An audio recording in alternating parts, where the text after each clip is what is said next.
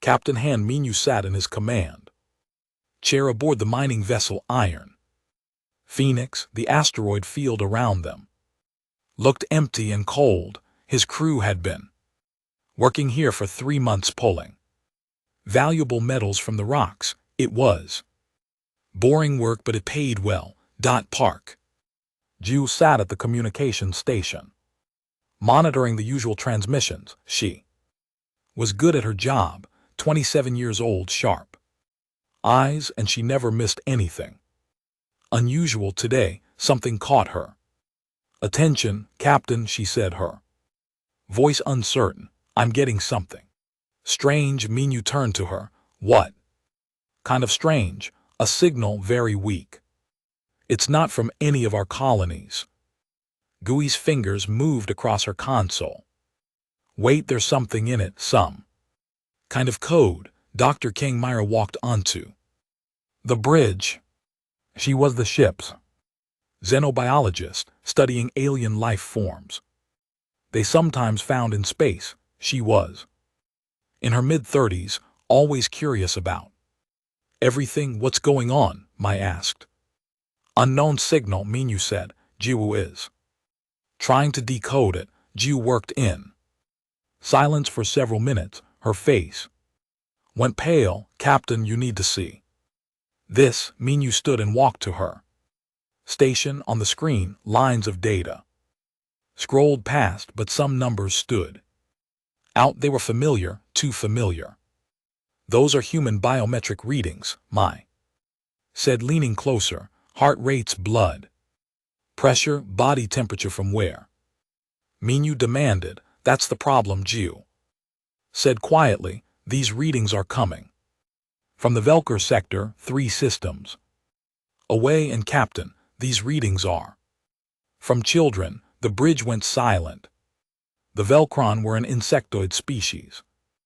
They looked like giant manises, but they could think and speak. Humans had met them 5 years ago. The contact had been peaceful. The Velkron seemed interested in science and learning. They kept to themselves mostly. Children, Minyu repeated. Are you sure? The heart rates are too fast. The body sizes are too small. I'm reading 23 different signature. Jiu and LT Uncan GT's voice shook. Captain, these are human children, and they're alive. Minyu felt ice in his stomach. Where exactly are they? Gu pulled up a star map. A red dot appeared in space. Velcration Omega-7. It's one of their science facilities. What are human children doing at a Velker? Myra asked. Nobody answered. They knew what it meant. Research station. Specimens, study subjects. Minyu grabbed the communication headset. This is Captain Han Minyu of the Iron Phoenix 2. All Earth frequencies, priority Alpha. Emergency, I need immediate connection to Fleet Command. The response came fast. This is Earth Fleet Command. Go ahead, Captain. We have discovered human biometric signatures at coordinates Delta 79, 23 individuals, all children. They are being held at a Velkron facility. Minyu's voice was steady, but his hands were shaking. Request immediate instructions. There was a long pause, then a different voice came through, older, harder. This is Admiral Troy DeJoe. Captain, are you certain these readings are accurate? Yes. Admiral Dr. Kamir confirms they are human children. How long have they been there? Gyu checked her data. Based on the signal pattern, I would say at least several months, sir, maybe longer. Another pause. When the Admiral spoke again, his voice was cold. Captain, maintain your position. Monitor those signals. Do not approach the Velkron station. We are mobilizing a fleet. Keep those children's vital signs on constant watch. If anything changes, you inform me immediately. Understood, Admiral. The communication ended.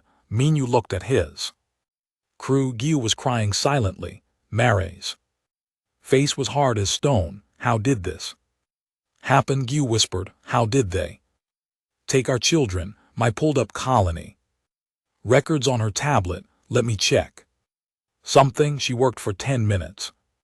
Then she stopped. Oh no, what is it? Minyu asked. Missing person reports over the last 6 months. Remote colonies. Outer settlements. Mary's voice was shaking. 15 cases, all children. Authorities thought they wandered off or had accidents. The colonies are so far apart, nobody connected them. Velcrom were watching us. Ju said they were studying Earth colonies, picking targets. Minyu walked to the viewport. He could see distant stars. Somewhere out there, 23 human children were trapped in cages, being studied like animals by aliens who thought humans were interesting specimens from a dangerous world. Earth was a death world. Everyone in the galaxy knew it. The gravity was higher than most planets. The weather was violent. The animals were deadly. Humans had survived all of it. They were stronger, faster, and tougher than most alien species. The Velcrin probably thought human children would be fascinating to examine. They had no idea what they had done. Captain Jubu said, I'm picking up more transmissions from Earth. Military channels are going active. I'm seeing fleet mobilization orders across all sectors. Minyu watched the data. Warships were moving, cruisers, destroyers, battle carriers, ships from every nation on Earth, American vessels, Chinese fleets, Russian carriers, European cruisers, African destroyers. All of them changing course, all of them heading toward one location. The Velcron sector. They're not sending a rescue team, Mary said quietly. They're sending an armada. Manho nodded. He understood. This wasn't about negotiation. This wasn't about diplomacy. Someone had taken human children, had caged them, had treated them like laboratory animals. Humanity was coming, and they were bringing everything they had. Ju Minyu said, send a message on all frequencies, every language, every channel. Make sure every species in this sector hears it. Or should I say, Captain, tell them we know our children are being held. Tell them we are coming to get them, and tell them that if any harm comes to those kids, nothing in the galaxy will stop what happens next. Jiu typed the message. Her fingers flew across the keyboard. When she finished, she looked at Minyu, ready to transmit. Captain, send it. The message went out across space. It reached human colonies first, then alien trading posts, then the Velcrin home world. Everywhere the message went, the response was the same. Silence. Species across the galaxy had heard about human protective instincts. They had heard the stories how humans would die for their children, how they would fight impossible odds, how they became something different, something terrifying when their young were threatened. Now they would see if the stories were true. Aboard the Iron Phoenix, the crew watched the vital signs of 23 children. The numbers were stable. The kids were alive, but the readings showed stress, fear. Some of the heart rates were too fast. Some showed patterns of sleep deprivation. How long until the fleet arrives? Mary asked. 18 hours at maximum speed, Ju said. Minyu sat back in his chair. 18 hours. For those children it would feel like forever. They were alone, scared, trapped on an alien station far from home, but they wouldn't be alone for much longer. Across space, 47 warships pushed their engines beyond safety limits. Crews worked double Shifts, weapons were armed and ready. Marines checked their gear, medical. Teams prepared for trauma cases. 1. Message played on every ship's communication system, over and over. The words were simple, just 4 words. They have our children. That was all it took. Humanity had faced extinction events. Before, they had survived ice ages and plagues and wars. They had climbed to the top of Earth's food chain through determination and cooperation, but nothing, absolutely nothing, brought humans together like a threat to their young. The Velcron were about to learn this lesson.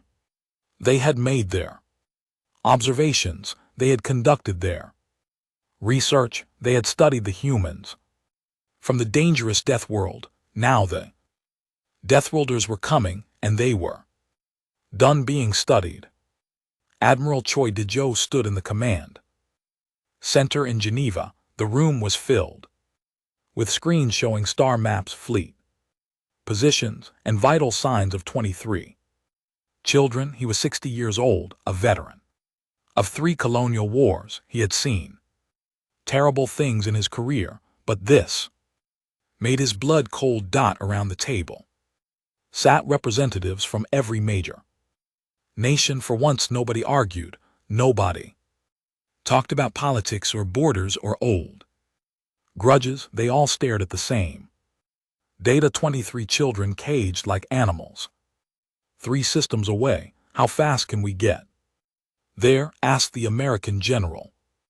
18 hours if we push the engines hard, Troy said. Maybe 16 if we risk damaging them.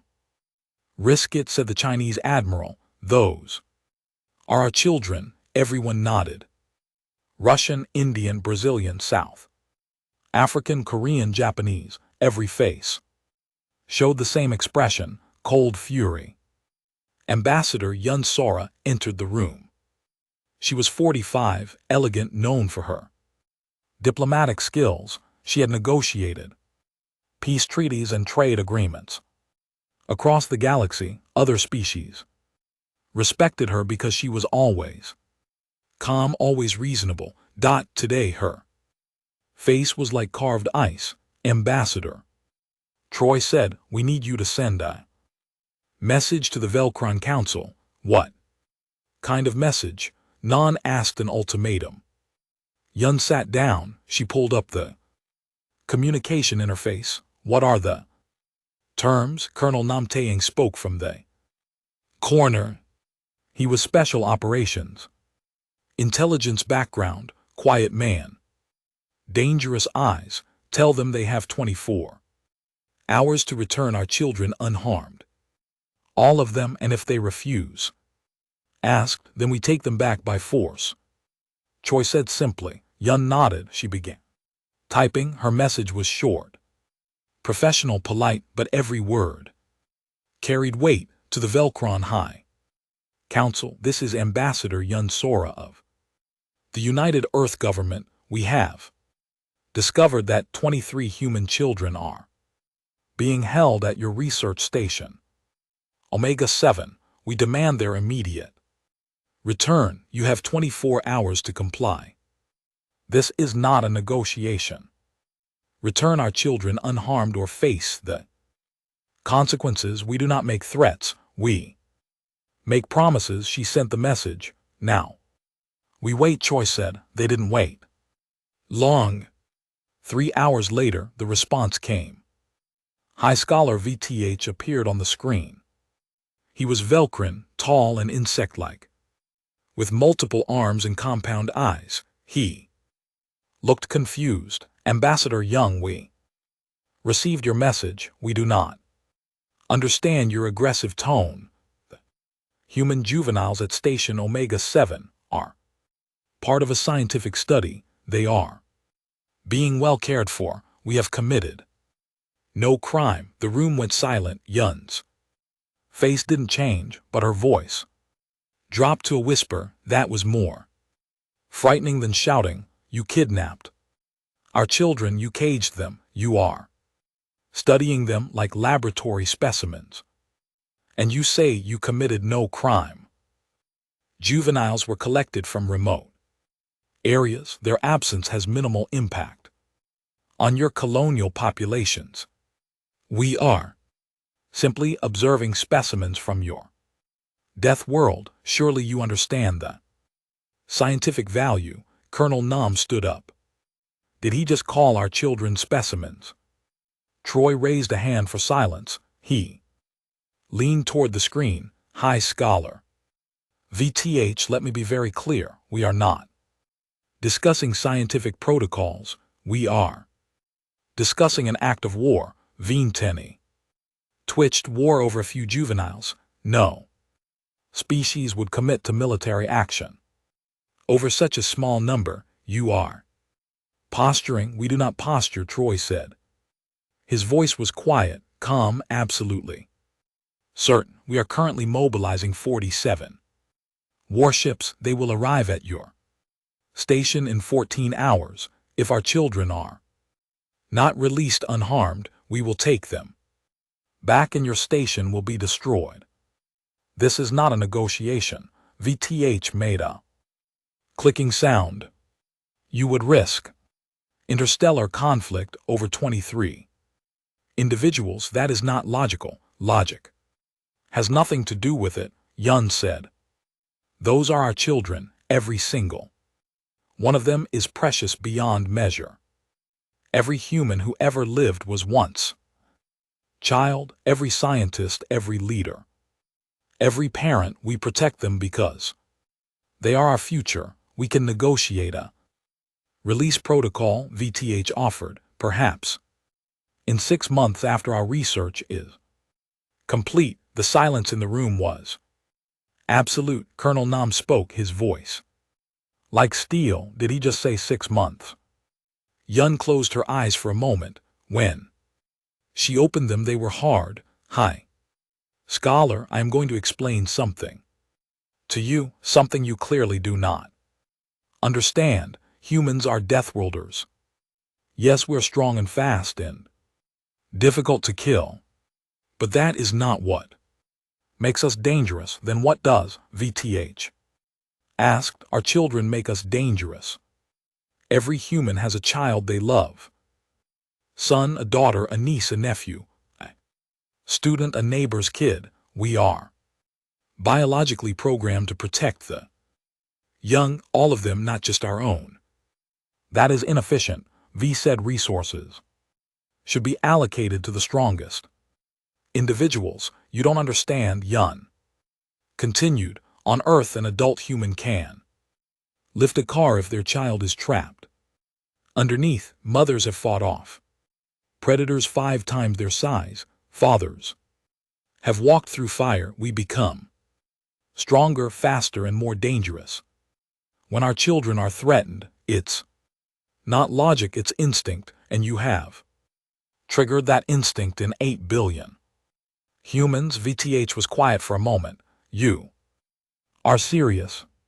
Completely serious. Return our children in the next 24 hours or see what humanity becomes when someone hurts our young. We will need to discuss this with our council. VTH said. You have 24 hours, Troy repeated.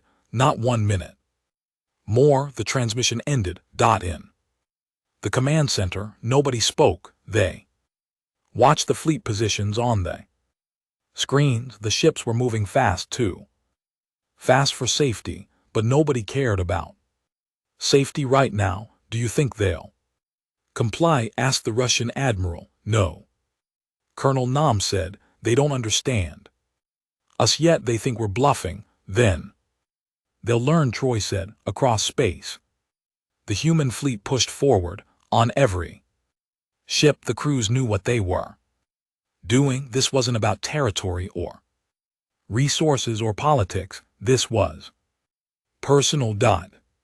In the engine rooms, engineers pushed the reactors beyond red lines. In the weapons bays, gunners armed every system they had. In the medical sections, doctors prepared trauma equipment for children. In the marine decks, 200 soldiers checked their gear. Lieutenant Lee Junho was among them. He was 28, veteran of colonial defense. He had a younger sister back on Earth. She was 12, same age as some of the kids in those cages.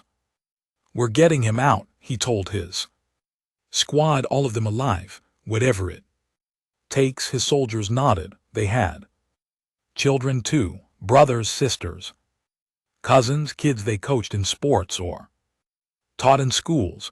Every single Marine on that ship was thinking of a child. They knew the Velcron had made a terrible mistake.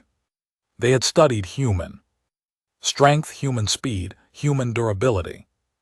But they hadn't studied the one thing that made humans truly unstoppable: love. Back in Geneva, Ambassador Yun watched the clock, 21 hours remaining. She had sent follow-up messages to the Galactic Council informing them of the situation. The responses were not helpful. "You're overreacting," said the Centauri representative. "Scientific research is protected under galactic law." "Their children," Yun replied, "but they're being kept alive, fed, housed." "What is the problem?" Ian turned off the communication. She was done explaining. Some species would never understand. They didn't have the same protective instincts. Their young were born independent. They didn't need years of care and teaching and love. Humans were different.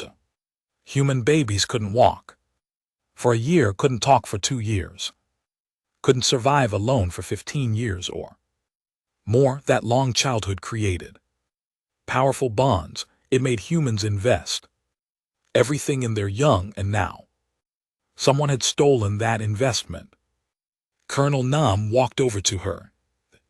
"Fleet will arrive in 12 hours. VTH hasn't responded to the ultimatum. He won't," Yun said. "He still thinks this is about negotiation. What do? We show him what happens when you take our children." The hours passed. The fleet moved closer. On the Iron Phoenix, Captain Han Minyu continued monitoring the children's vital signs. Some showed elevated heart rates, stress. One reading showed signs of illness. He reported it immediately. "One of the children is sick, fever, possibly infection." Admiral Choi's voice came back instantly. "Confirmed. Medical teams are ready. We're moving even faster, Admiral. The engines can't take much more. They'll hold. They have to hold. 8 hours remaining." The fleet was close now. Close enough that the Velcron had to know they were coming. Close enough that retreat was impossible. High Scholar VTH sent another message. "Ambassador Yun, we are willing to discuss a timeline for release. Perhaps 3 months would be acceptable." Yun didn't bother responding. Neither did Admiral Choi. The time for talk was over. 6 hours remaining. 4 hours, 2 hours. The fleet emerged from faster than light travel in perfect formation. 47 warships, every weapon armed, every crew member ready. Admiral Choi stood on the bridge of his flagship, the Indomitable. He looked at the Velcron station on his screen. It was large, scientific, peaceful looking. Somewhere inside were 23 terrified children. "Open all channels," Troy commanded. "Channels open." "Sir, this is Admiral Troy DeJoe of the United Earth Fleet to the Velcron at Research Station Omega 7. You are holding 23 human children. You have 5 minutes to release them unharmed.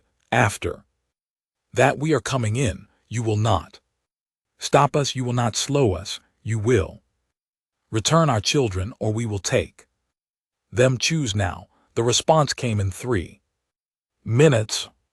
Commander Behin watched the clock on her bridge. The assault frigate Wrath of Sol was positioned closest to the Velcron station. Her ship carried 100 Marines all ready to deploy. She was 36. Had 2 daughters back on Earth, ages 8 and 11. She understood this mission personally. 4 minutes. Her tactical officer reported on the station. Velcro were moving slowly, too slowly. They're stalling, said Lieutenant Lee.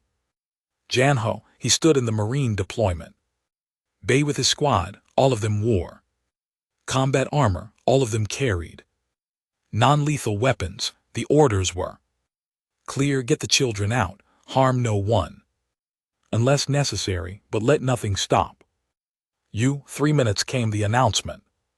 Through the station windows, Velcron scientists rushed around. Some were trying to move the children, others were hiding equipment, others were sending messages, probably calling for help. Would not arrive in time. 2 minutes. Commander Bay opened a channel to Admiral Choi. Sir, they're moving but not releasing. I think they're trying to hide evidence. Noted. Choi replied. At 0, you have authorization to breach. Get our kids out. Understood, Admiral. They turned to her crew. Ready all systems. Marines prepare for deployment. Medical teams stand by. This is happening. 1 minute. On the station, a Velcron appeared on screen. It was not High Scholar V. This one looked younger, more panicked. Please, we need more time. The juveniles are in containment. We must follow proper release protocols. You have 30 seconds. BA said, but the safety procedures 20 seconds. The Velcro made clicking sounds of distress. You cannot just storm in here. This is a scientific facility. There are regulations. 10 seconds. Wake. Please. 543210. Commander Boz. Voice cut through every channel. All teams go. Breach and extract. I want those children on medical ships in 20 minutes. The human ships moved like hunting predators, fast, coordinated, perfect. The Wrath of Sol fired magnetic grapples at the station. 6 lines attached. Marines loaded into breach pods, small armored cylinders that could cut through station walls. Launch. They ordered 20 breach pods shot from the ship. They crossed the space between ship and station in seconds. Each one carried 5 Marines. They hit the station hull with precise impacts. Cutting lasers activated. Circular cuts appeared in the station walls. Atmosphere vented briefly before emergency seals activated. The Marines were already through. Lieutenant Jinho was in the first pod. The moment the cut completed, he and his team moved through. They entered a corridor. It was clean, white, clinical, like a hospital. But this was no hospital. Movement ahead, said one of his Marines. 3. Velcro unarmed. The aliens saw the humans and froze. Velcro were tall, but humans in combat armor were terrifying. Junho moved forward quickly. Where are they? Children, he demanded. 1 Velcron pointed with a trembling limb. Containment wing section C. But you cannot just watch me, Jinho said. His team moved past the aliens. Throughout the station, 19 other breach teams were doing the same thing, moving fast, finding scientists, demanding directions. The Velcron were not fighters. They didn't resist. They pointed and stammered and got out of the way. Team 7 found the first containment wing. The doors were locked. Electronic security. Breach it, said the team leader. A Marine placed a charge on the door. Clear. The explosion was small but effective. The door blew inward. Inside was a long corridor. On both sides were cells, not rooms, cells with transparent Walls and inside the cells were children. The team leader stopped. She was a veteran, had seen combat, had faced enemies, but this made her want to cry. Oh God, she whispered that each cell was small, 3 by 3, a bed, a toilet, nothing else, no toys, no books, no color, just white walls and observation equipment.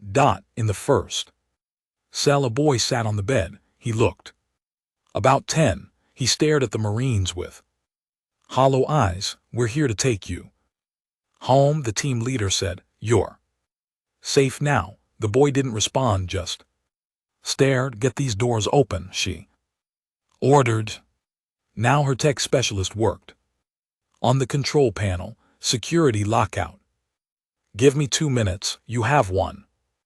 Jinho's team found Section C. This was the main containment area. More cells, more children. His squad moved quickly, checking each one. 12 children here, reported one Marine. Ages look between 6 and 14. Some are responsive, some are not. Junho looked into one cell. Little girl sat in the corner. She had her knees pulled up to her chest. She was rocking back and forth. She couldn't be more than 6 years old. Something in Jinho's chest broke. He went to the control panel. The doors wouldn't open. He didn't have time for this. He raised his rifle and shot the lock. Once, twice, the door sparked and slid open. He walked in slowly, took off his helmet so the girl could see his face. Hey, he said softly. My name is Jinho. I'm from Earth. I'm here to take you home.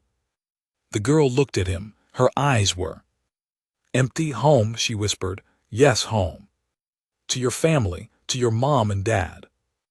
We're here to get you out. They said I would never go home, the girl said. Her voice was tiny. They said I was a specimen. Now, Jinho felt rage like he had never known, but he kept his voice gentle. They lied. You're going home today, right now, I promise. He held out his hand. The girl looked at it for a long moment, then slowly she reached out and took it. Junho picked her up. She weighed almost nothing. What's your name? Yuna. Kim. Yuna. Hi. Yuna, I've got you. You're safe. Throughout the station, the same scene repeated. Marines opening cells, finding traumatized children, carrying them out. 19 more teams, 11 more children found. Team 11 found a cell that made them stop cold. Inside, a boy about 12 years old had marks on his arms, injection sites. They had been taking samples.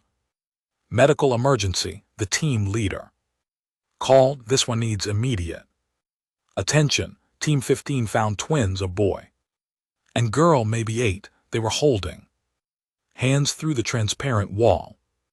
Between their cells, they had been separated but kept close enough to see each other. The Marine who opened the cells watched them run to each other and hug. She turned away so they wouldn't see her cry. Commander Bay monitored every team's progress. Status report.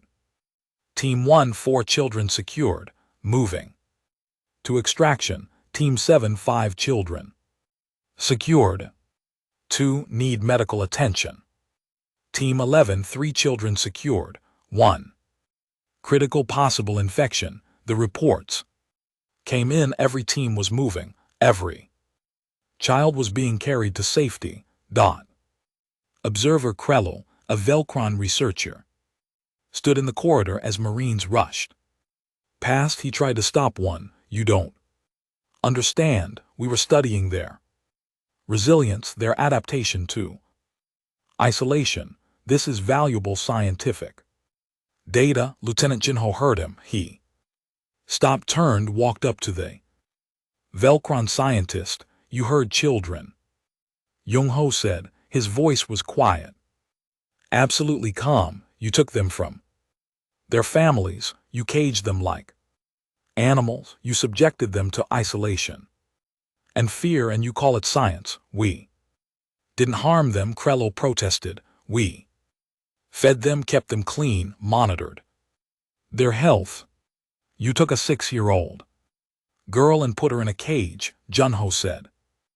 Alone for months. Do you know what isolation does to a human child? They need touch, they need love, they need family. You tortured them. You just didn't understand you were doing it.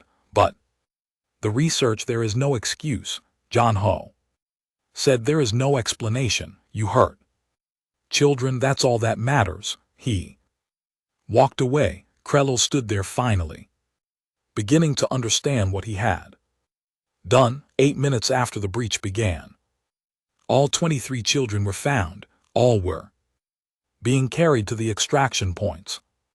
Marines moved through the station with kids in their arms. Some children were crying, some were silent, some held on to their rescuers like they would never let go. Commander Bay watched them come aboard. Her medical teams were ready. Dr. Song Mina led the trauma unit. She was 42, pediatric specialist, had volunteered for this mission the moment she heard the first child came through. A boy about 9, he was shaking. Mina knelt down to his level. Hi, sweetheart. I'm Dr. Song. I'm going to check you.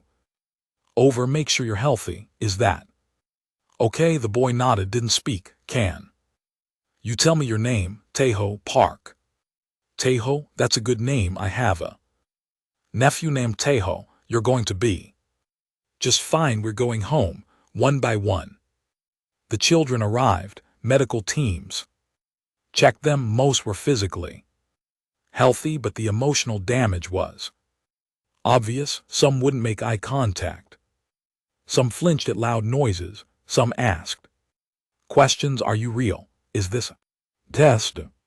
Will they come back for me? The medical staff answered every question with patience and love. Kim Yuna, the 6-year-old, wouldn't let go of Lieutenant Janho. He carried her to the medical bay himself. Dr. Song examined her gently. She's in shock, Mina said quietly. Severe isolation trauma. She need extensive therapy. Will she be okay? Junho asked.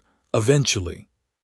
But it will take time. They took months from her childhood. That doesn't heal quickly. Junho looked at the little girl. She was staring at nothing, still rocking slightly. He wanted to find every Velcron who had worked here and make them pay, but his job was done. Children were safe. All teens extraction complete. Commander Bay announced 23 children recovered, all alive. Medical status ranging from stable to serious. No fatalities. Across the fleet, a collective breath was released. They had done it. The children were safe. Admiral Troy's voice came through. The Galactic Council station orbited a neutral star. It was a massive structure, home to representatives from 47 different species. Today the council chamber was full. Everyone had come to see what would happen. The humans had just stormed a Velcron research station. They had taken back their children by force. Now the galaxy wanted answers. Ambassador Yunsura stood in the center of the chamber. Around her in a circle sat representatives from every major species. Above, viewing galleries were packed with observers. This was being broadcast across the galaxy. Counselor Tresh, a being made of crystalline structures, spoke first. Ambassador Yun, the council demands an explanation. Your forces attacked a civilian research facility. You violated Velkan sovereignty. You acted without council approval. Yun stood quietly. She wore her formal diplomatic robes. Her face was calm. Her voice was steady. We rescued our children. The Velran claimed they were conducting legitimate scientific research, said the Century representative. Research is protected. Under galactic law, they kidnapped children, Yun replied. The juveniles were collected from unpopulated areas. The Velcron delegate argued it was high. Scholar VTH, who looked nervous, no force was used, no laws were broken according to our understanding. Your understanding was wrong, Yun said. Captain Han Minyu entered the chamber. He carried a data pad. Dr. Kung walked beside him. They have been summoned to provide evidence. The council will hear testimony, Counselor Tresh announced. Captain Han Minyu, you discovered the children. Please present your findings. Minyu stepped forward. He activated a holographic display. Images appeared in the air above the council floor. These are the cells where the children were kept, he said. His voice was rough. 3M. By 3M, no windows, no stimulation, no contact with others. The images showed the stark white rooms empty. Cold, clinical. They're just rooms, said the Endorian observer. They appear clean and safe for an adult, maybe, Dr. Congre said. She stood beside Minyu. But not for a human child. Human children need constant interaction. They need touch. They need play. They need family. Isolation is a form of torture. For them, that seems like an exaggeration, Counselor Trish said. It's not, Mayor replied. She brought up more data. Human brain development requires social interaction. Children raised in isolation develop severe psychological problems, depression, anxiety, attachment disorders. Some never fully recover. We were studying their adaptation capabilities. VTH protested. How they respond to stress, how they cope with separation. Yun turned to face him. You were torturing them to see what would happen. That is not. You took children as young as 6 years old. You locked them in cages alone for months. You ran tests on them. You took samples. You watched them cry for their parents and did nothing. Chamber went silent. Park Ju entered next. She was crying, but her voice was clear. I have recordings, she said, from the station's observation logs. The Velcro kept audio records of everything. The council will hear them. Tresh said. Jai Wu played the first file. A child's voice came through the speakers. A boy, maybe 8 years old. Mom, are you there? Please come get me. I want to go home. I'll be good, I promise. I'll be good, please. The recording went on for 3 minutes. The child's voice got weaker, more desperate, then stopped. This went on for 4 days, Ju said. The researchers noted his emotional decline. They called it interesting data. She played another recording. A girl this time older, maybe 12. I know you can hear me. I know you're watching. Please just tell me why. What did I do wrong? Why won't you talk to me? Then another. The 6-year-old Kim Yuna. I want my mommy. The little voice was so small, so broken. I want my mommy. Mommy. Are you? Please, please. Gyu stopped the playback. She couldn't continue. Around the council chamber, some representatives looked uncomfortable. Others looked confused, but all of them were finally listening. These recordings go on for hours, Ju said. Days, weeks.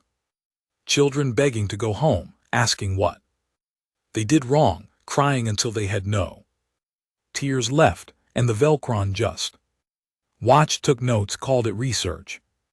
We didn't harm them physically, VTH said. His voice was weaker now. You harm them in ways that won't heal for years. Yin said. She walked to the center of the chamber. you ask why we responded. With force, you ask why we sent a fleet. You think we overreacted, so let me explain something to every species in this chamber. She turned slowly, looking at each representative. You call us Deathworlders. You fear our strength, you study our combat capabilities, you warn your people about human aggression, but you don't understand what makes us truly dangerous. Then tell us, Counselor Trish said, our children make us dangerous. Yun said, not because they're weak, not because they need protection, but because they're everything. Every human who ever lived started as a helpless infant. We survive through cooperation and teaching. We pass knowledge from generation to generation. Our children are not just the future, they're the reason we have a future. She brought up another image. This one showed Earth.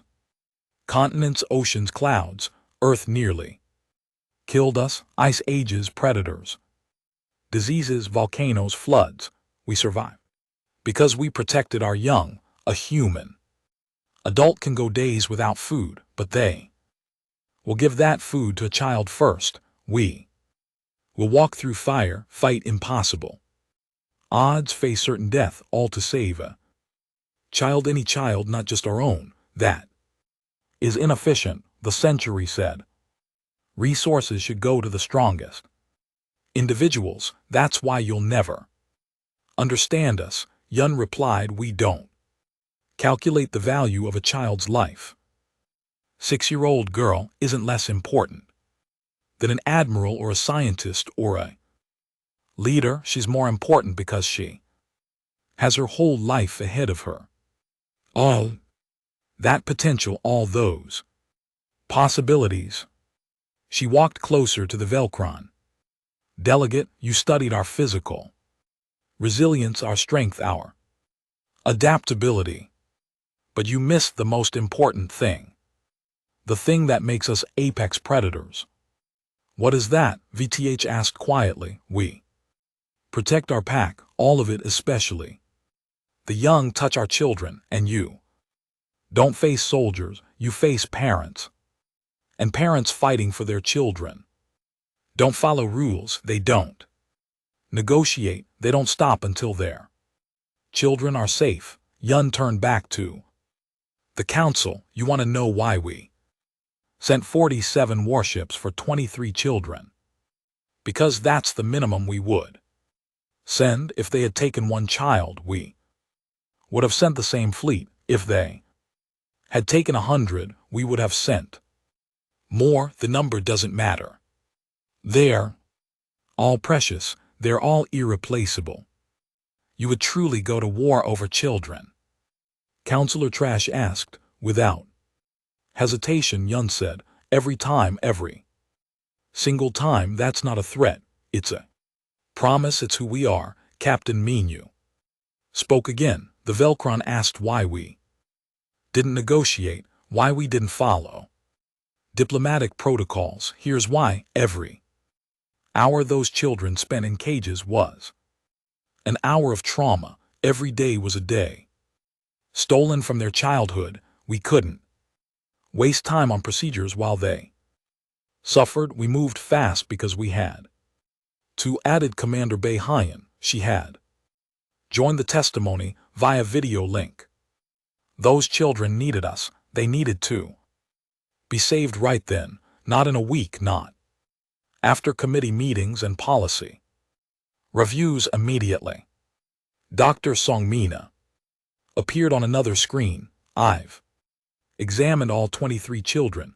All show signs of psychological trauma. 3 have physical injuries from stress responses.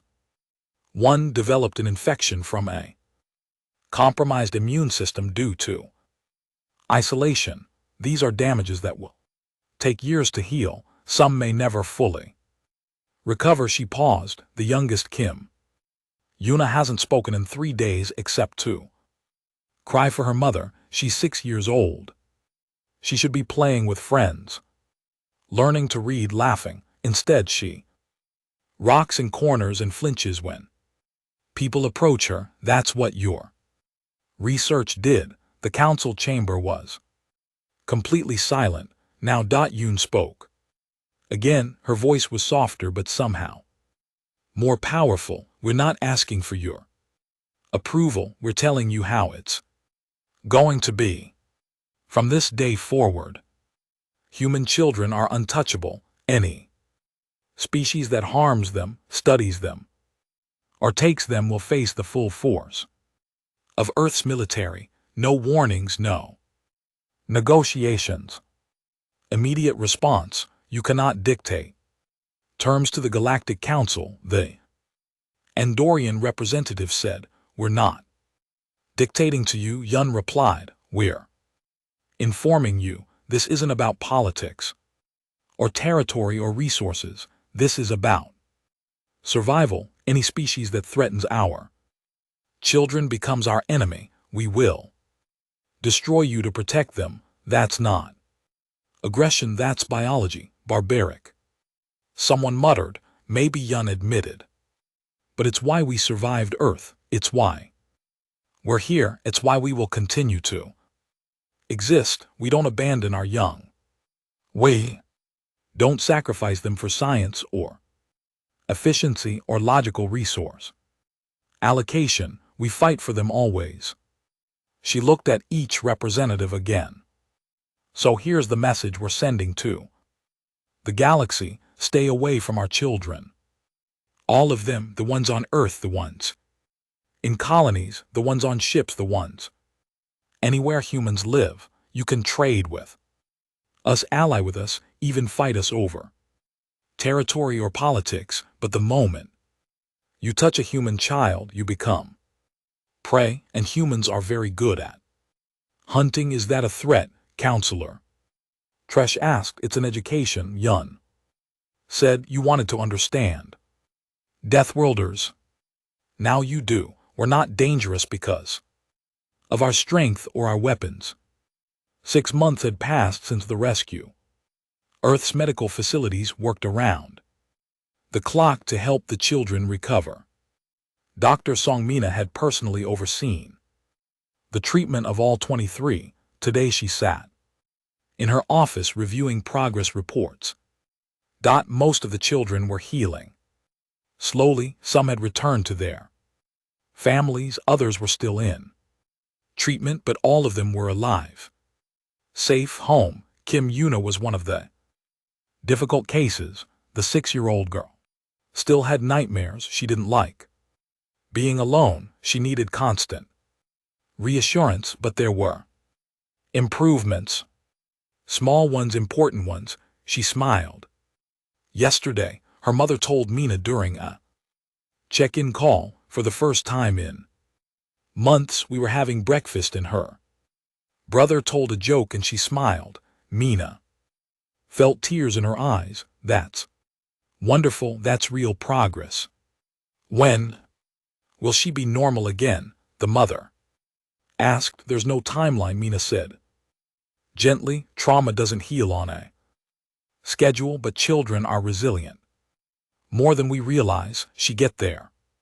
Just keep doing what you're doing. Love her. Be patient. Be there. We will. We almost lost her. We won't take a single day for granted. Mana ended the call and looked at her other reports. Park Tehaho, the 9-year-old boy, was back in school. He struggled with anxiety but was making friends. The 12-year-old twins had returned to their colony. They were inseparable now, even more than before. Every child had a story. Everyone was healing in their own way. Galactic Council Station. Ambassador Yunsora was working on something new, something unprecedented. The Soul Accord, named after the city where the final draft was written. It was simple, 1-page clear language, no complicated legal terms. All sentient young of any species are to be protected. Under galactic law, any harm to children, whether physical, psychological, or emotional, is a crime. Against all species, violators will face immediate sanctions and possible military action. 40 species had signed. It's so far, more were considering it. The galaxy was learning, but not everyone understood yet. A trade delegation from the Zorath Empire arrived at the council. They wanted to discuss the accord. This is too broad, their representative said. Our species has different development rates. Our young reach maturity quickly. This law doesn't account for biological differences. Yun, listen patiently, then we'll adjust it.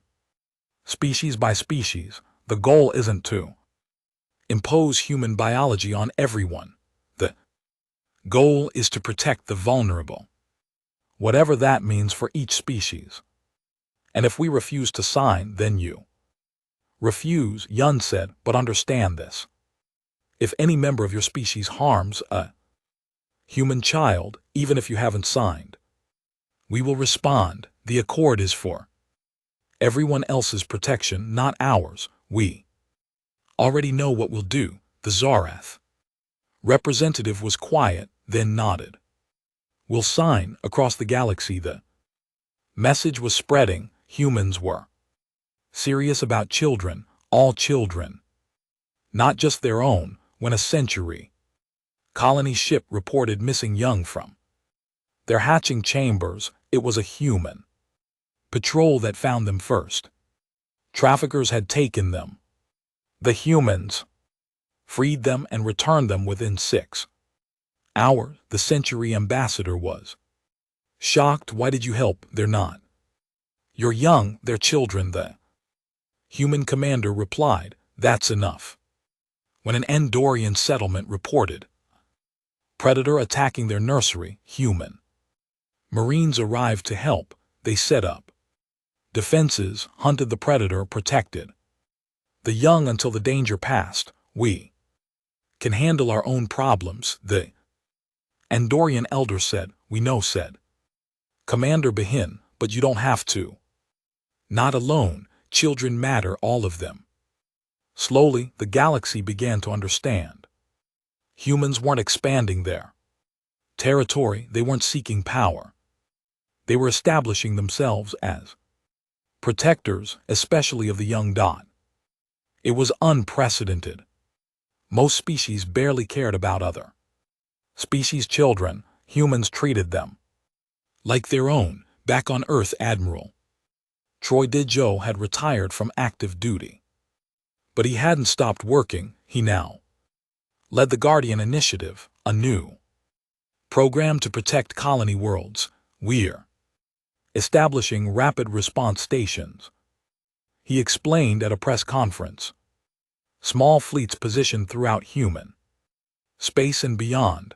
If any colony reports a threat to children, we can respond within hours. Even non-human colonies, a reporter asked, especially non-human colonies, Troy replied. The galaxy needs to know we meant what we said. Children are protected, all of them. Lieutenant Lee Janho had left active service too. He now worked with traumatized children, teaching them, helping them feel safe again. Kim Yuna was one of his students. She came to the community center 3 times a week. At first, she wouldn't participate, just sat in the corner and watched, but gradually she started joining in.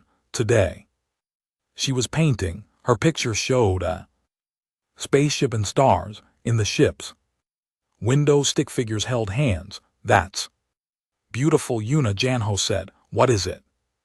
It's when you found me, she said quietly, and took me home. Do you think about that day a lot? Every day, but it's not scary anymore, because I know. You came, you all came, we'll always come, Janho promised. That's what we do.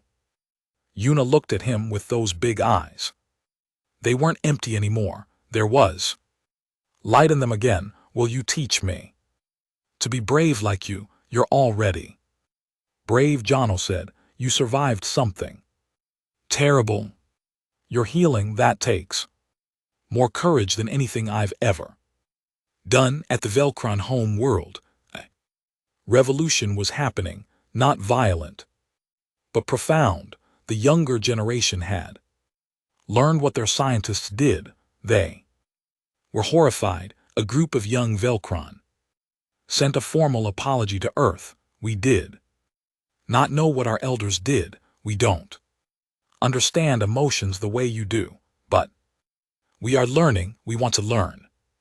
Please teach us why children matter so much. Earth sent teachers, psychologists, educators. They explained human development, bonding, love, family structures. The Velcron listened carefully. Your young are helpless for so long, one Velcron student observed. This must be difficult. It is, the human teacher agreed, but it's also the most important thing we do.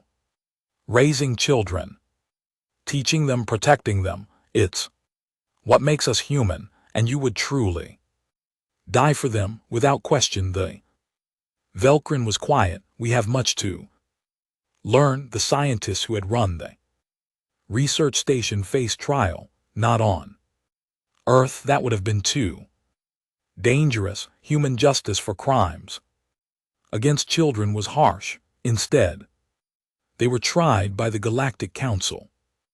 High Scholar VTH stood before the judges. I did not understand, he said. I thought I was conducting valuable research. I did not know I was causing harm. Ignorance is not an excuse. The judge said, you took children from their families, you caged them, you watched them suffer and did nothing. I am Velcron. We do not have the same emotional responses. Our young are independent immediately after hatching. Then you should have asked humans before studying their young. You should have learned their needs. You chose not to. That is your crime. VTH was sentenced to permanent exile from his home world, as were all the other researchers. They would live on a remote station far from any colony. They could continue their studies, but never again could they interact with living subjects. It was mercy barely, but it was more than many humans wanted to give them. Park Jiwoo visited several of the recovered children. She brought care packages, books, games, little reminders that they were safe, that they were home. One teenager, a 13-year-old girl named Hannah, asked her a hard question. Why didn't anyone come sooner? Gyu felt her heartbreak because we didn't know. The colonies are so far apart. Nobody connected the disappearances. We should have. We failed you, but you came when you found out. The moment we knew. Every ship, every soldier, everyone. Why, you didn't know us. You're one of us, Gyu said simply. You're human. You're child. That's all we needed to know. Hannah was quiet for a moment. I was starting to think nobody cared, that I would be there forever. Never. We would have searched forever if we had to, until we found every single one of you. What happens now? Now you heal, you go back to being a kid. You play, you learn, you grow up, you live the life they tried to take from you. What about them? The aliens, they'll never forget what happens when someone touches our children, and neither will the rest of the galaxy. At the colony where Yuna lived, a memorial was built, not for anyone who died, but for everyone who was saved. 23 names carved in stone. Simple message underneath. We came for them. We will always come. Families visited the memorial, left flowers, stood quietly and remembered, not the trauma but the rescue, the moment when humanity showed what it truly was. Protectors, parents, people who would cross the galaxy for a single child. 1 year after the rescue, Earth held a ceremony. All 23 children were invited. Not all could attend, some were still healing, some lived too far away, but 12 made the trip. Admiral Troy gave a speech. You are the reason we exist, not as soldiers or explorers or scientists, but as humans. Everything we build, everything we achieve, everything we become is for you, for all the children who come after us. You were taken from us. That should never have happened. We failed to protect you, but we did not fail to save you, and we will never fail you again. The children stood together on stage. Some held hands, some cried. Kim Yuna held tightly to Lieutenant Junho and LT Unkin GT's hand. She was 7 now, growing, healing, learning to be a kid again. When the ceremony ended, the children were asked if they wanted to say anything.